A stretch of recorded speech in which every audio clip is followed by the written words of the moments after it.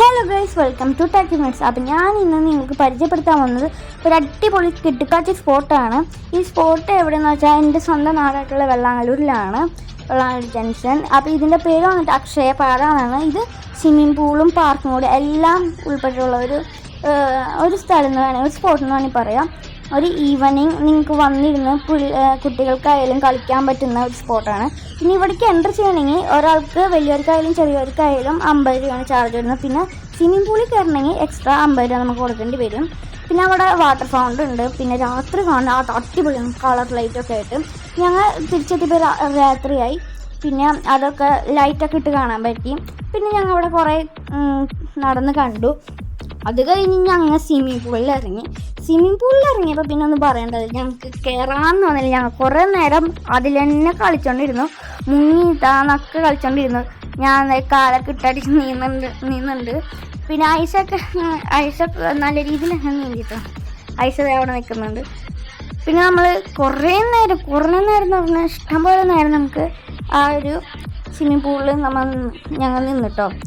ഇത് എക്സ്ട്രാ പൈസ 50 രൂപ വരുന്നുണ്ട് ഈ സ്വിമ്മിംഗ് പൂളിന്. പിന്നെ ഇവിടെ ഹോഴ്സ് റൈഡ് വരുന്നുണ്ട്, അതിന് 100 രൂപയാണ് എക്സ്ട്രാ.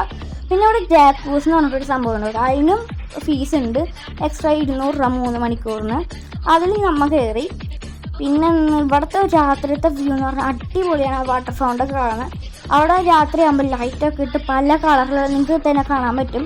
പിന്നെ ഇവിടെ ഒരു ട്രീ ഹൗസ് പോലത്തെ ഒരു സംഭവം ഉണ്ട് കേട്ടോ. അവിടെ കയറി നമുക്ക് ഫോട്ടോസും വീഡിയോസും എടുക്കാൻ പറ്റും.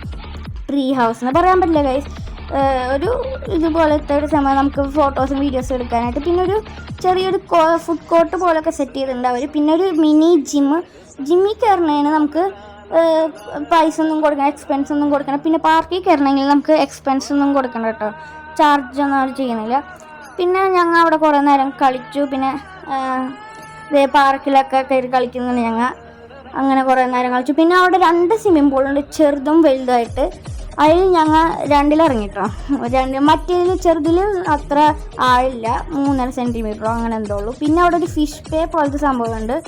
പിന്നെ അവിടെ കുറേ പാർക്കും കാര്യങ്ങളും. പിന്നെ ഫിഷ് പേ ഉണ്ടായിരുന്നു.